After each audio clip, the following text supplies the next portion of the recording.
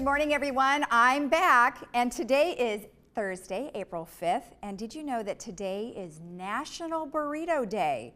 Burritos potentially were discovered in 1895, but the tortilla dates back to 10,000 BC.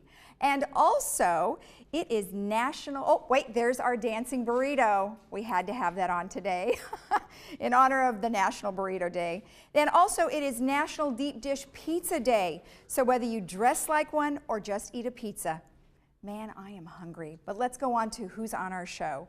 Today we have Siobhan Foster, who is the VMS's new Assistant CEO. We have Jennifer Carmarker with the Globe Headlines. We have Joan Milliman with Robert's Rules and also Adapt to It. And in meetings today, we have third Landscape Committee meeting, which will be in the boardroom from 9 a.m. to 11:30 a.m. and a contractor forum also in the boardroom from 1:30 to 3. And then on our local weather, well, another beautiful day, although there are some clouds this morning. This Thursday morning clouds with hazy sun, about 72 high with a 56 low. Friday, mostly cloudy, 71 high and 56 low. Saturday, we do have a chance of rain, and that would be a high of possibly 68 with a low of 55. And sunny on Sunday, and nice with the temperatures of 72 and low 54.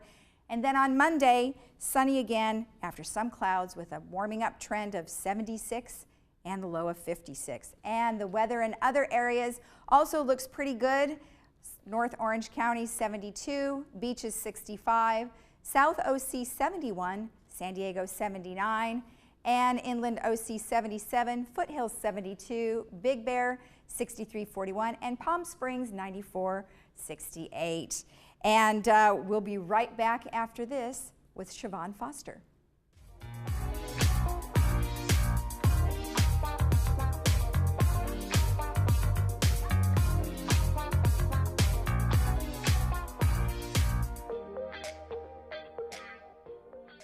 Hi, I'm Brian Rott, President and CEO of Cart Mart here in Laguna Woods. My family's been in the golf cart business since 1959, and we win our customers over with the simple belief of we treat you right. We are proud to be the authorized dealer for Club Cart here in Orange County and your go-to source for the sales and service to other major brands. We're conveniently located on El Toro Road, just minutes from Laguna Woods. So come by and see for yourself, while when doing business with Cart Mart, there's no reason to go anywhere else.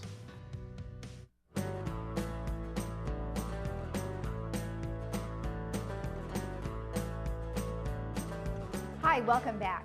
Instead of doing our usual VMS Director update, we're going to bring you a brand new employee who's Siobhan Foster, and she is now the Assistant CEO for Village Management Services, and she comes to us with an extensive experience in city management and public works. Well, welcome. I just couldn't get that out. Sorry. Thank you. So tell me a little bit about your name, because it's so unique. My name is Irish in origin, and I'm named after a famous Irish actress, Siobhan McKenna. Ah, okay. And then so you have some Irish heritage as well? Yes, that's correct. Oh, that's great. So you have a philosophy of be of service. What does that mean? I've dedicated my career to public service. To me, providing service is providing the best possible services to the residents that we serve. Mm-hmm. And to do this, one way is to continuously improve services that are provided to residents. For example, in the city of Riverside, we redesigned the utility tree trimming program, whereby we reduced power outages by more than 80% mm-hmm. and customer minutes out by almost 85%. And sometimes when I've interviewed Brad here, he talks a lot about how many trees we have here, which are about 35,000. So you should be able to help out with that. Absolutely. Well, that's great. Tell me a little bit about what you've done before. You were the Director of Public Works? Yes. Most recently, I was Director of Public Works for the city of Covina. Okay. I spent about 3 years in that position. And my primary focus in Covina was taking care of deferred maintenance. A lot of infrastructure projects had been delayed due to lack of funding. For instance, we developed a pavement preservation program where we're trying to touch every street in Covina in the next 10 years. Well, that's really good experience because, again, we have roads that we're improving here in the community, and we also have structures that are older, and I know that you have an interest in helping with that too, right? Yes, that is correct. Okay. Prior to joining the City of Covina, I was Pasadena's Public Works Director for almost 4 years. Okay. And there I came to Pasadena during the Great Recession, so an emphasis was trying to creatively fund projects that needed to be completed in the community. Mm-hmm. And during that tenure, for instance, we rehabilitated the historic La Casita del Arroyo in partnership with the La Casita Foundation. Okay. We constructed a sports field at Muir High School in conjunction with Pasadena Unified School District. And most excitingly for me was redoing the entry to the Rose Bowl Stadium in conjunction with the Rose Bowl Operating Company, and this won an American Public Works Association award. That's great, and that must take so much time and effort, especially because you know how many people watch the Rose Parade. Exactly. So that must have been a pretty proud moment. Yes, absolutely. Did you love it up there in Pasadena? I did. It was very exciting. Never a dull moment with all the tourism and major events going on. So I also understand that you've had some challenges in Pasadena while you were there. Let us know about that. Okay, that is correct. I believe in full transparency, and like most public officials, I've been covered in the media, not always in the best possible light. When I began working in Pasadena in 2011, a public works employee had been embezzling and misappropriating public funds since 2003. That's an 8-year period before I started in Pasadena. And despite the fact that I identified or helped identify the problem, the criminal activity, and did not participate in any of the criminal activities, nor did I sign off on any of the documents associated with it, right, I was relieved of my duties as well as the finance director in January of 2015. I see. So to clear the air, you just wanted to make sure everybody knew that, right? Yes, I'm completely open about it, and I'm happy to talk about it. Tell me a little bit about your background. I grew up wanting to pursue a career in city management, so to that end, I tailored my education and professional experience. I have a bachelor's degree in political science from Lake Forest College in Lake Forest, Illinois, and my master's degree in public administration from the University of Kansas. Following my graduation from graduate school, I joined the City of Riverside, where I spent about 20 years progressing through the organization.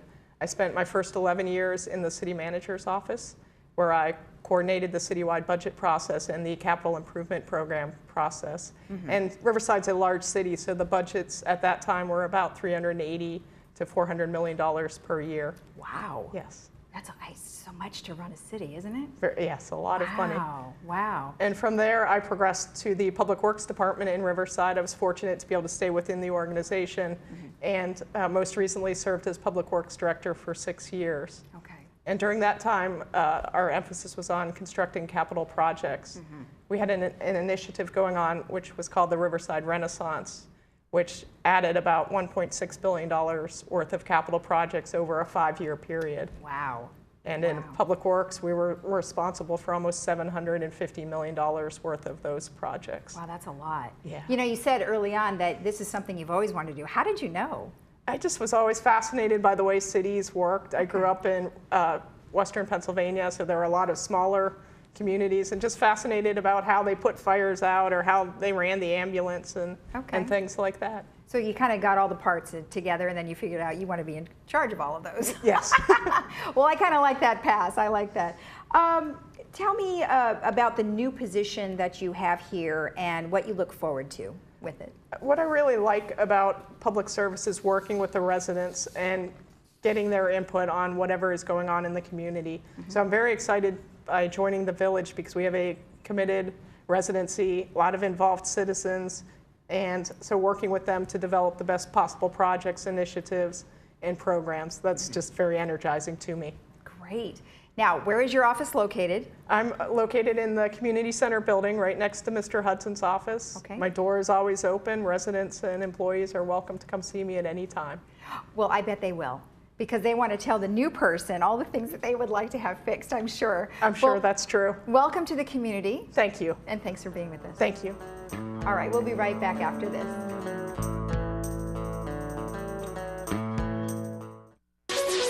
I'm Dr. Leif Loberg, and I want to welcome you to our brand new facility here in Laguna Woods. We've been serving the community since 2006, and we're super excited to bring you an awesome team of doctors, Dr. Jackson, Dr. Asaturians, Dr. Vian, myself, here to serve you in our brand new state-of-the-art facility. Call us in the morning and we'll get you in the same day, guaranteed.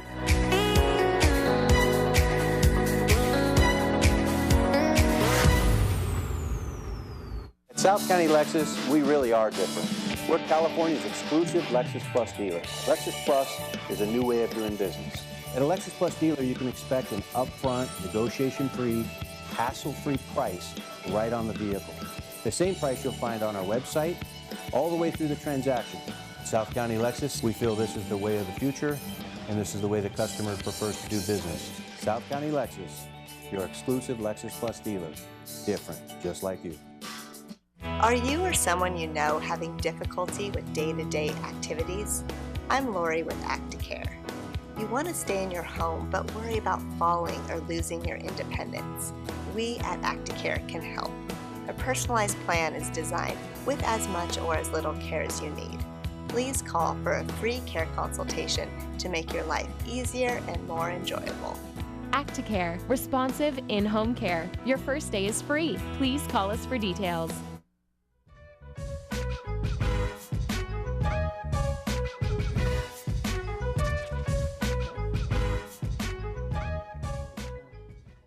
Hi, welcome back. Well, we are governed by rules and laws. So we have Joan Milliman here, who is with Robert's Rules, and we're going to learn a lot more about what you need to know about rules when you're conducting your meetings.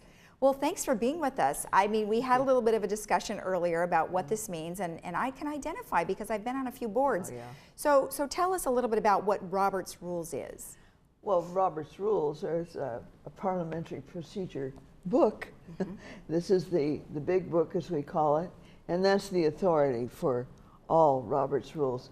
It's not the only parliamentary procedure source, but it's the main one used almost everywhere. And our own bylaws indicate that we need to use it for all of our boards, and many clubs have to use it. So we formed a study club to study Robert's Rules. Well, how do you study something like this? You do it in pieces. Okay. And you do it with problems, things that come up, you know, that come up at your meetings that you have to puzzle out. Well, that's what we do. Part of the club session does this. So give me an example. So let's say, you know, set up a scenario where you have an issue and then how you would handle it. I mean, you could pick anything. Oh, yeah. Okay, well, one of the things that comes up is somebody gets talking about an issue. And there really should be a motion about that issue before the discussion. Mm-hmm. But they go on and on about the talk. And you never get to the point of, well, here's the action. Where's the action? You need to make a motion to form the action. Okay. And lots of times, clubs especially, we do that because people like to talk. Mm-hmm. And we go from one subject to the next and we never get anything done. Right. So it requires, is it somebody from the audience that has to make a motion, or is it someone on the board that has to make the motion? Well, in this case, it's someone on the board that has, the action body has to make the motion, and then it's passed by the board. This is the action we're going to take, passed or not, and discussed, but you don't discuss it before there's a motion made. I see. So well, that's why those meetings can't last forever, right? Because people are talking too long. They get crazy. Okay.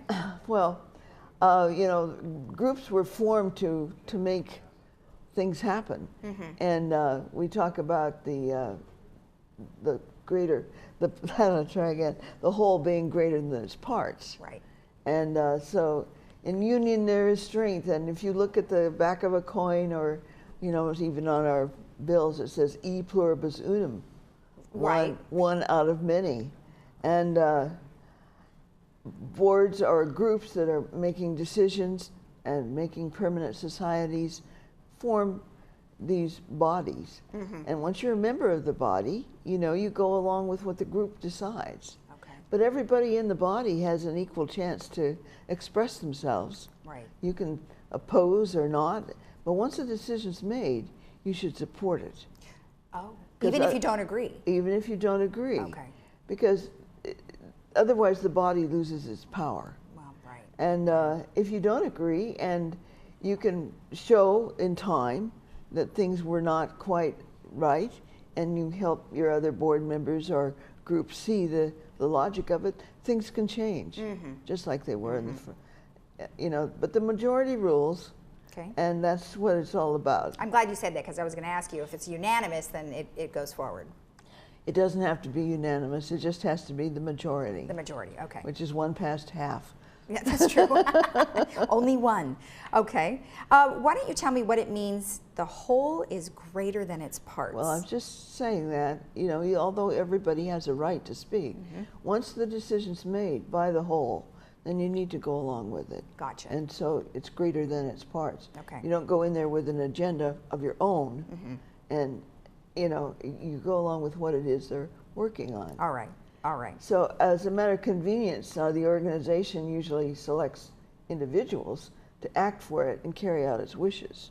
And these are the officers. Right. And there are only 2 officers that are absolutely have to be there, and that's the chairman, the president, and the secretary. Right, to take the notes. To take the notes. Right. And the chair is called the chair because members originally sat on benches, except the chairman sat on a chair. On the chair. The only chair in the room. Ah. And so that officer became the chair. The presiding officer is the chair. Okay. All right. The duties of the presiding officer are to, of course, call the meeting to order, state the business before the assembly, recognize members and assign them the floor, which means that they have a chance now to stand on the floor and talk. Gotcha. Or they have space to talk. We don't really have a floor here. We have a recognition. Right. The chair has to state the question, which is what the motion is, in order to put it out for everyone to vote. And this is something that has happened in the past, where the chair forgets to do that. And if they don't do it, then it's not legal. And then who catches them? I mean, is there ever a far, monitor or anything? So far, nobody has. Well, if there's a parliamentarian, they'd get caught. Right. Okay. Once it's put to vote, they announce the result and decide. There are also points of order when things are going not quite the way they should. Someone will say point of order, and the chair recognizes the person and says, "What is your point of order?"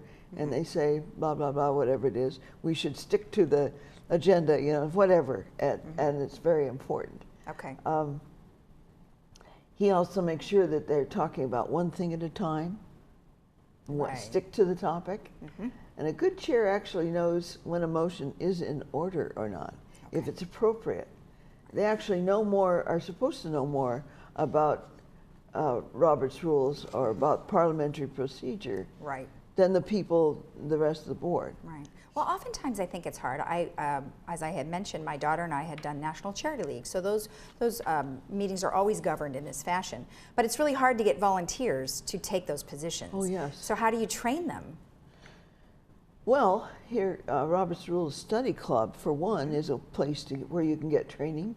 There are also many videos on YouTube. Believe me, there are lots of videos to help. Okay. And that is one thing. And then there are little books, simpler books than this, that explain how things are and get you through in fact, right now in Robert's Rules Study Group, we're using something called Robert's Rules Simplified. Perfect. Like Robert's Rules for Dummies. I mean, maybe they have those too, right? They do. They have it for idiots and for dummies.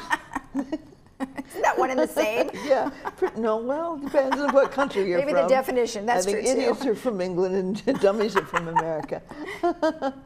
Anyway, the chair is a person who has to be neutral. Okay. They can't use and mustn't use their office to persuade the body how to vote. That's not their job. They are the facilitator, and they need to make sure that all sides of a question are presented, and then to guide people and to maintain order. Right. You know, if people get carried away, begin to argue, they have to say, you know, come back, stick to the topic. This is not that kind of a debate. Somehow, I think some of our politicians are not abiding by this. There've been some videos of people fighting. Oh yeah, crazy stuff. In the old times, you know, when our Constitution was being formed, I don't think we'd want to be in the same room sometimes. Right. I mean, they did come to blows. Right. But we find out now.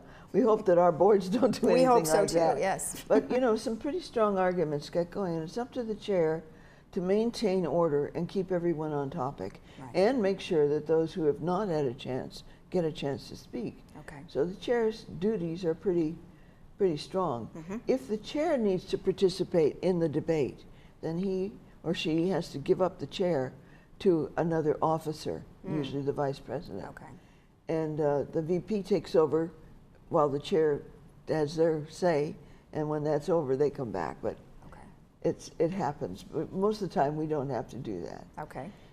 The other officer that's necessary is the clerk or secretary, because someone has to take down what it is you're going to be doing. Right. So the clerk's taking of minutes is really kind of important. Now, it's not like a court stenographer. Right. It's not every word that everybody said, and it's not a recorded thing, you know, Right. at all. But you can make a recording of the meeting for clarity, for your own. So basically what they write down are things like who attended, the kind of meeting it is, the name of the organization, the time and place of the meeting, who was in the chair. If there is a quorum present, the quorum is one more than half of the body. Whether the minutes of the previous meeting were approved, and that they also note every main motion that is not withdrawn and whether it was adopted or rejected. Right. So even though a motion is rejected, they still must write it Right. down. Right. Because there could be question later, right? That's right, and this is the business we discussed at the meeting. They have to note also who made the motion. Not necessarily who seconded it, but who made the motion. Okay. And all other motions not lost or withdrawn have to be in the minutes. All right. So the clerk doesn't have to do anything more than that. And sometimes the motions can get complicated. Right. And we like it when somebody has a written out motion. So at the board meetings, we have resolutions that are all written out. And you'll find the secretary will read the resolution. And that's the job, is to read correspondence with the board. Right. And this is one of the correspondences. So anything that's offered in writing, but also they're responsible for any other motions that are not in writing. Right. So for example, if somebody moves to, I don't know, put up curtains at the next meeting for the, whatever it is, and they have to have a note in their minutes what that motion was, and be ready to state the motion from their notes for the chair or for anyone that asks. Okay. So organizations whose business continues during the period between meetings have a need for more officers, of course. Right. Like for example, we have lots of committees for the boards. Right. But we also have, two vice presidents in the mutual boards and GRF. And that's in case the president can't be there or something. So we have the first vice president and the second vice president. Right. And Right. the secretary, and in our case also a Right. treasurer who keeps us up to date on where the finances are. Right. We interview many of those folks here, so. And not every group, not every club or group needs a treasurer. It depends on what their purpose is. Right. Right. Okay. And the list of officers can be long, and there's a whole chapter in here. Right. Chapter 15.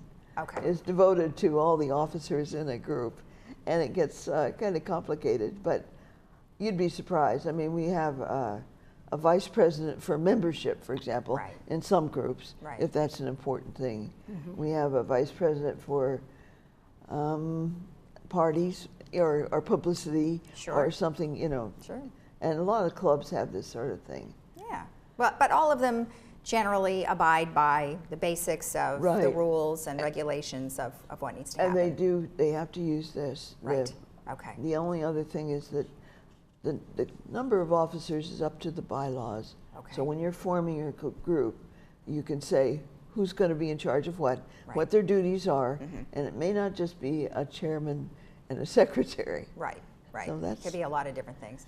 Well, very informative. I'm glad that you came on. I'd like to let people know where your meetings are.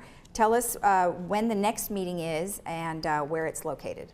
Okay, the next meeting is a week from Saturday, Okay. and that's, I forget the Oh, date. let's see. Well, we have second Saturday of every month, so at 9 a.m., and that's in the Towers Key Club room on the second floor. Right. So yeah, I don't know what the date is either, so I'm sorry, but nonetheless, well, you it's just every look at the second. calendar and count It's every second Saturday, though, right? That's correct. Okay, perfect. Well, thanks for the information. I mean, lovely. I was certainly familiar with parts of it, but not all of it. So thank you. Well, that's what I enjoy. There's always something to learn. Well, you're it's never certainly- an expert at all this. It's just a lot to do. Yeah, but that's a fat book. So thank you again. Thank you very much. So if Lisa. you need to brush up on your parliamentary rules and regulations, go to Robert's Rules meeting. We'll be right back after this.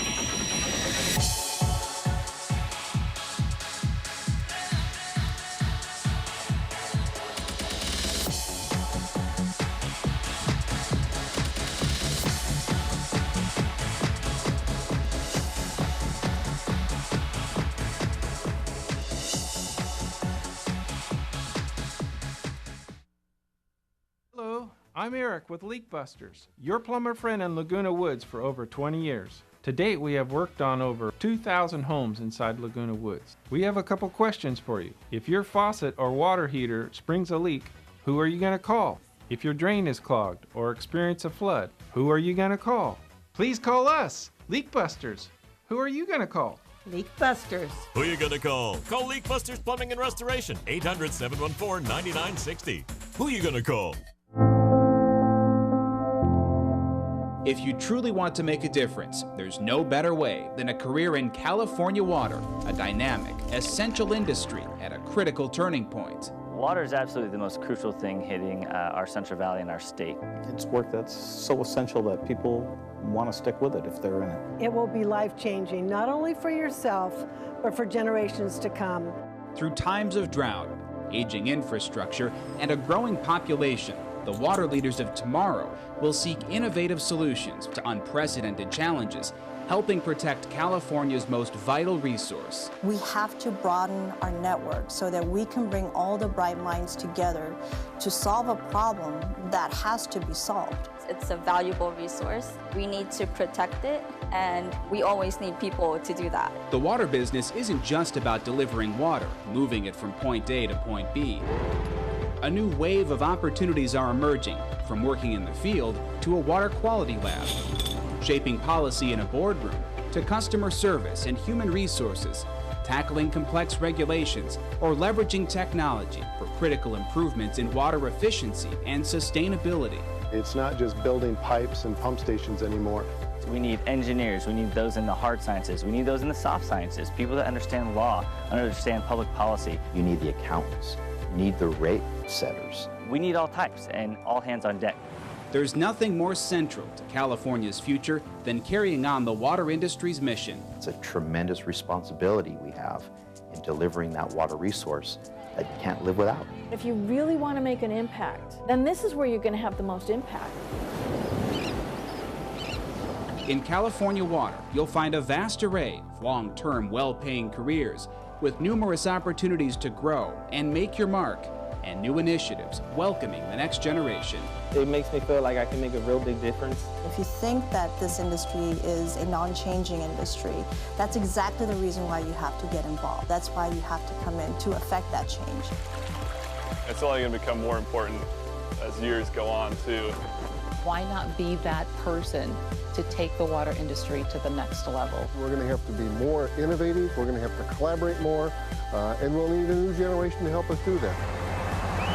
The impact that your service will bring to public service and to water in general will last for generations to come.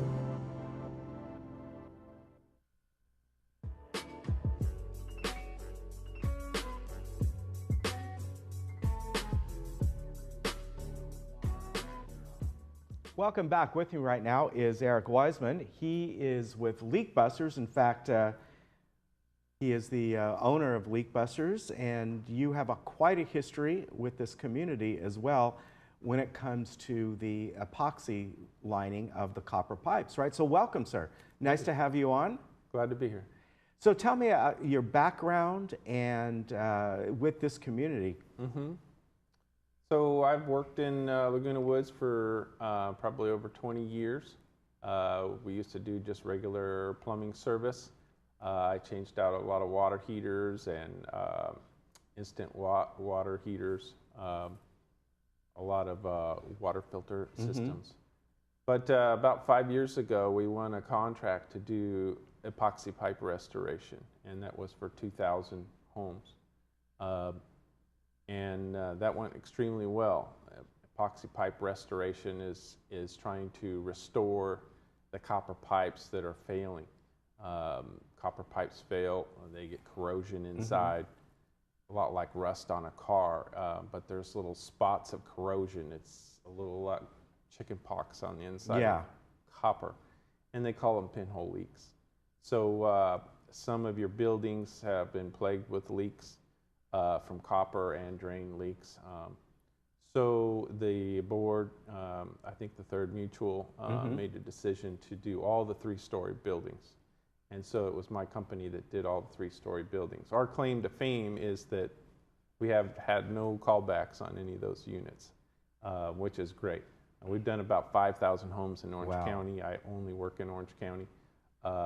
And you guys are by far our biggest, contract. We're hoping for more contracts. As a matter of fact, in the beginning, they were considering a 20-year contract for the entire city. Wow. So I quickly was shocked. There was bidders from all over the world coming from Europe and Canada to bid on this 20-year contract. So I think it's important to realize these homes are getting older, and the pipes do need some restoration. So it's called Leak Busters Plumbing and Restoration. So we're also, the Woods is also restoring the drain pipes. So we also have a product to do epoxy coating on drain pipes.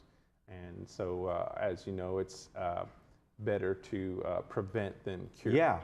So we were talking right before we came on, and you were telling me how copper pipes are failing a little bit faster than they used to. And my question is it because the copper has changed? Is it thinner than it used to be? Is it the way it's put in versus 30, 40 years ago? What's the reasons? So I've done a fair amount of study as the owner of a company that specializes in this problem. I lean towards studies at a Virginia Tech University. There's a Dr. Mark Edwards who I cite. There's quite a few people that would like to talk about copper being the reason. The fact is copper has not changed. It's always been 99.9% pure copper. The water has changed about 14 years ago. The Metropolitan Water District changed from chlorine to chloramine. Chloramine is a mixture of chlorine and ammonia is known to react with copper. Okay. So not far from here in Aliso Viejo and Newport Coast, and the worst is Crystal Cove. We started getting calls in Crystal Cove within 2.5 years old. Wow.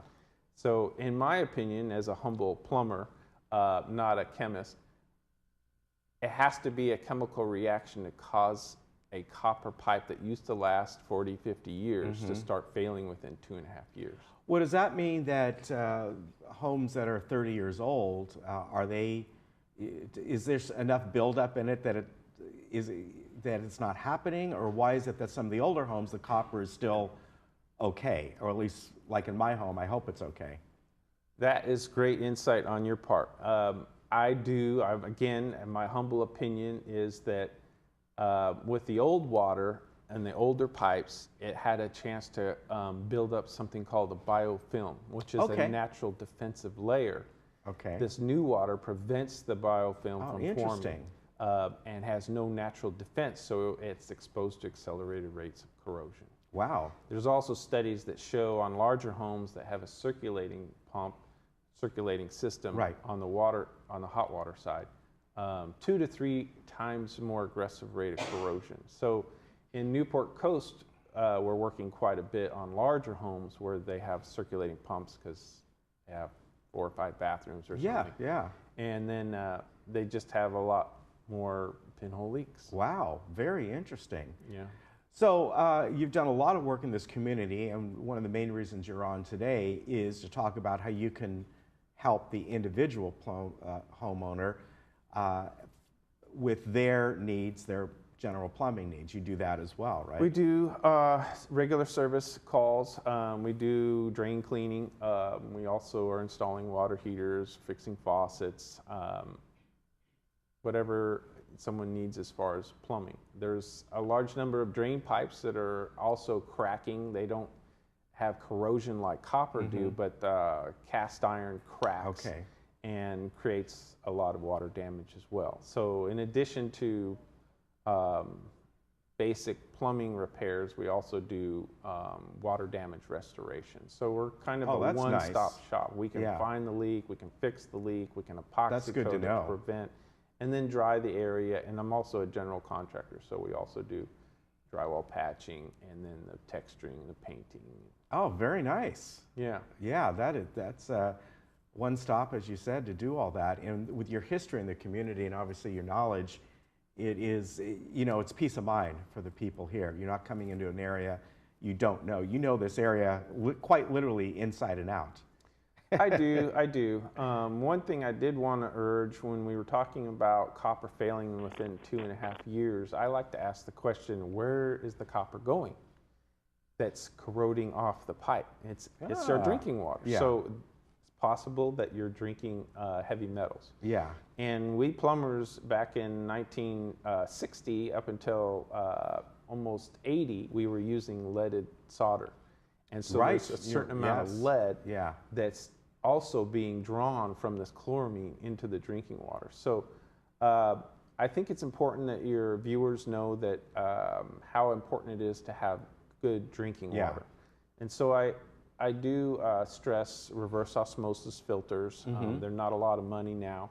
And we install... Those are the under sink ones? Under the kitchen sink, because an RO, reverse osmosis, needs to continually clean itself, and it has a certain amount of wastewater, so it drains into something like a kitchen drain. And it's just easy to have a touch flow faucet.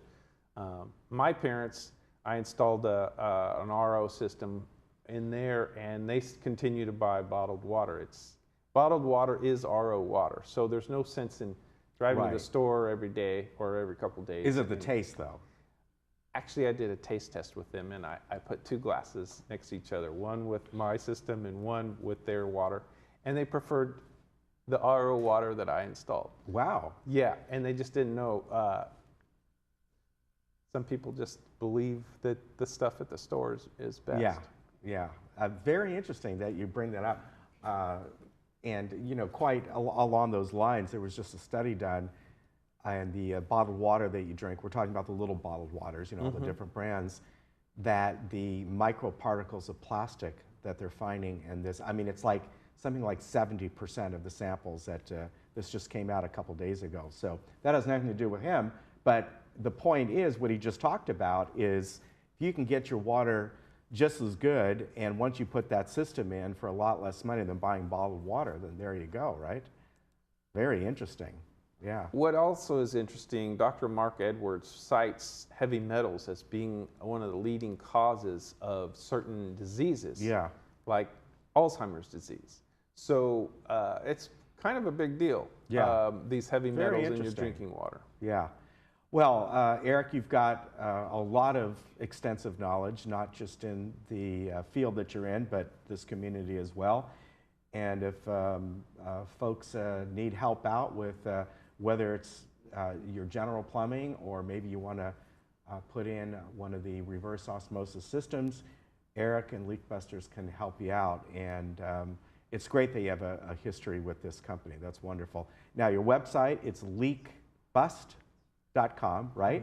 That's correct. Yes, and you know, if you do what I do and you just simply Google Leak Busters Orange County, it's going to come up either way. So that's the thing to remember. Eric, thanks for a having me out. pleasure. Yeah, Yes. great knowledge. Love talking with you. Okay.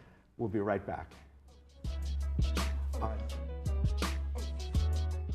The Laguna Hills Lodge is very proud to have been awarded the TripAdvisor Award of Excellence for the last 5 years. Discover this family-friendly boutique hotel and enjoy our crystal clear pool and spa, beautiful gardens and convenient location. Our designer upgraded rooms feature luxury comforts of much higher priced hotel chains and include free continental breakfast, parking, Wi-Fi, and more. We match the lowest price you can find online. Ask about our Laguna Woods special offer. When you plan a memorial service for somebody that's as close as your mother is to you, it's oftentimes very emotional. There are emotions that come up that you don't plan on, and I was very surprised by the warmth, and I was very surprised by the hand-holding going through the ceremony. And that's why I completely trust O'Connor Mortuary. Get out and live your life with the Buzz Around XL travel scooter from Golden. The Buzz Around is fun to drive with a tight indoor turning radius so you can go just about anywhere. It's also so easy to charge and offers all-day range so you can go further. The Buzz Around even has more leg and foot room for all-day driving comfort. Be safe with the XL's ultra-bright LED headlight. Plus, the Buzz Around XL can be easily taken apart into several lightweight pieces. See for yourself just how easy and affordable mobility freedom can be.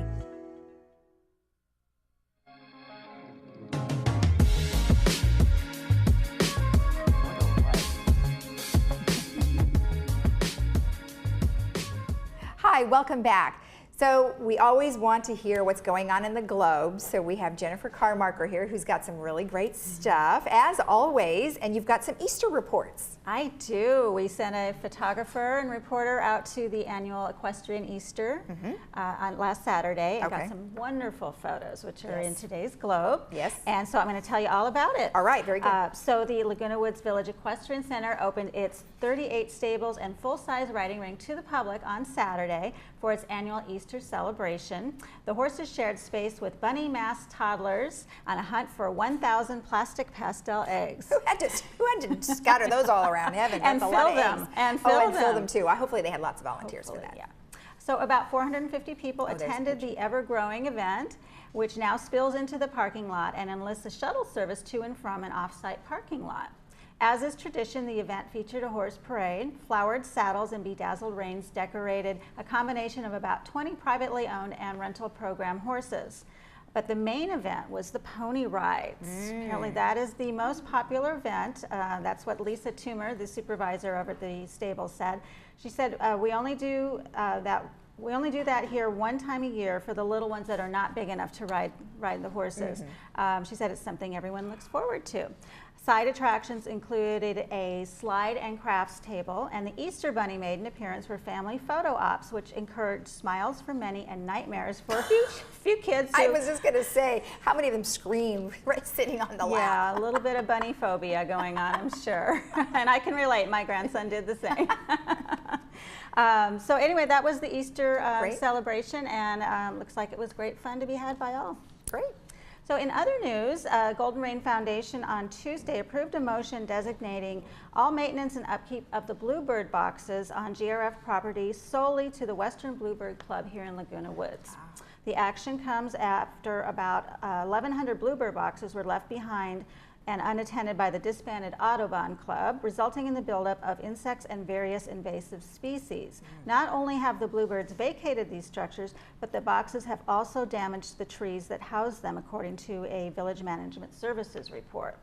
Under the leadership of Danny Henson, the Western Bluebird Club removed 615 boxes from GRF grounds and placed 75 new boxes. Over the past few months, residents have expressed concerns about damage to the property, obtrusion, and liability during open forums at GRF meetings. Right. So it looks like they are going to be taking over this program, and as one of the board members says, if you don't like the way they're doing it, get on the club and you know, make some changes yourself. Exactly. So. Good. Well, I'm glad they're kind of moving on from that. It seems like we were talking about that for a long time. Yeah, hopefully that's the end of that.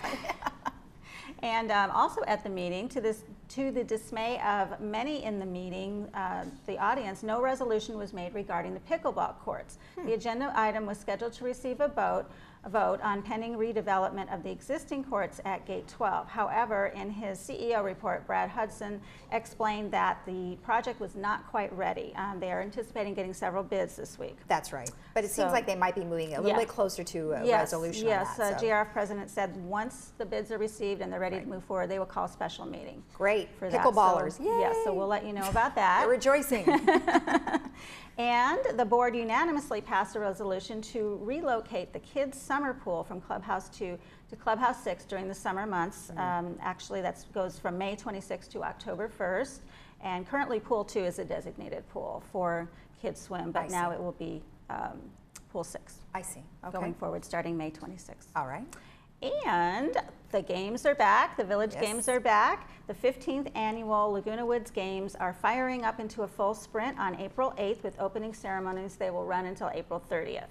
Okay. Laguna Woods top senior athletes will compete for medals across 23 events. Over 360 residents will be competing in this year's games, including 9 competitors over 90 years old. Wow. A new event is being added. This is interesting. A long-distance 5K run makes its debut. Runners, walkers, and everyone in between will gather at the starting point, which is Clubhouse 1. That will be 7 a.m. Saturday, April 28th.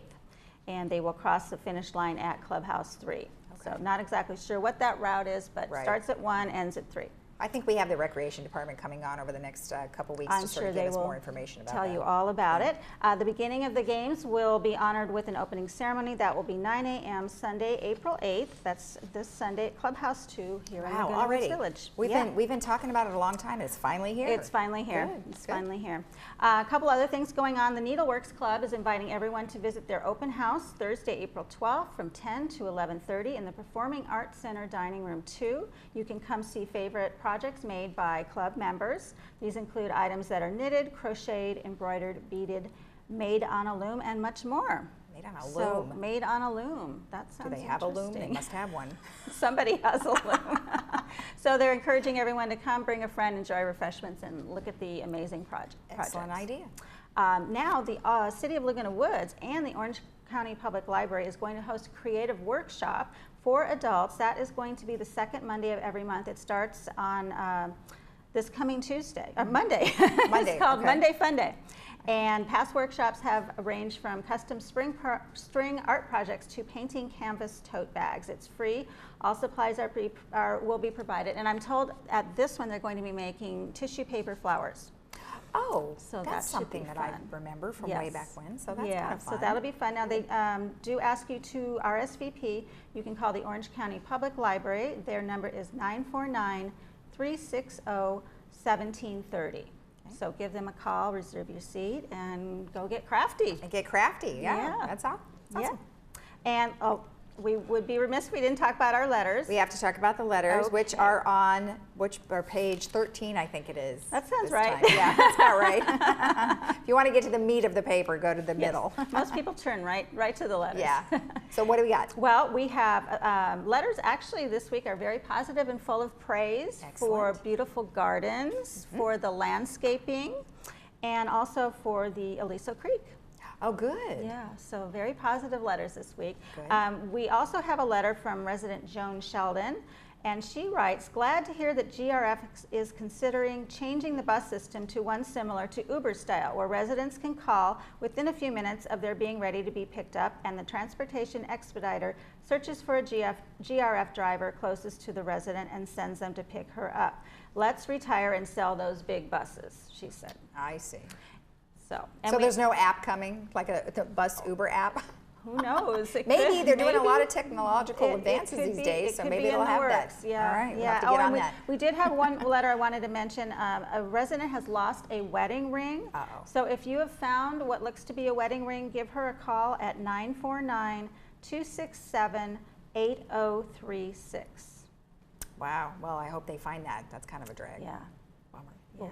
Good info. So, always good info. Yeah. So if you want to pick up your paper, you go ahead to the first floor of the Community Services Building, and they're located towards the back. Always a wonderful time seeing you. Great being here, Lisa. We'll talk to you next time. Okay. And we'll be right back after this.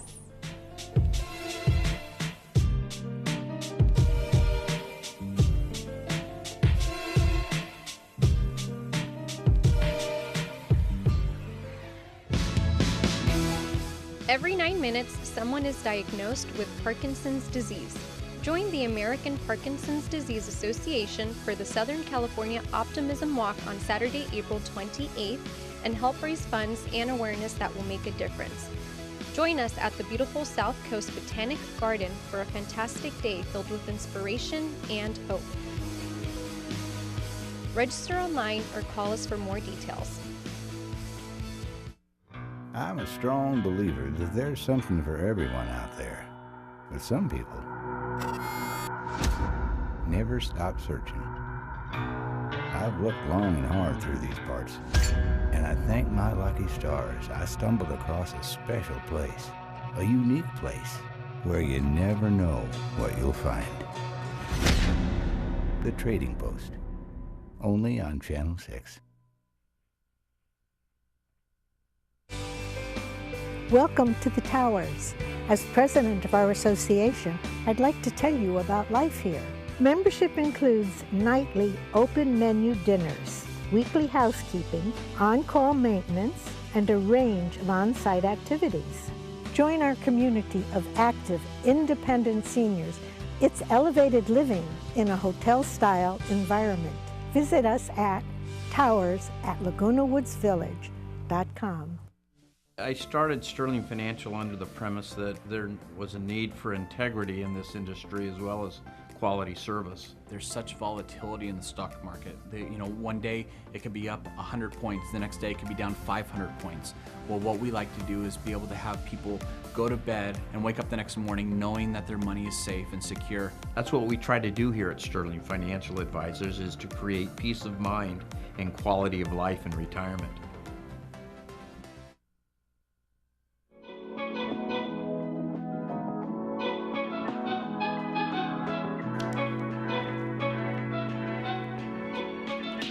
Welcome back. Well, we've got some movies for you. We have Jumanji, which is going to be showing tomorrow, Friday, April 6th, and that's with Dwayne Johnson, Jack Black, and Kevin Hart. And how can you not want to watch a movie with Kevin Hart and Jack Black in the same movie? It'll be hysterical.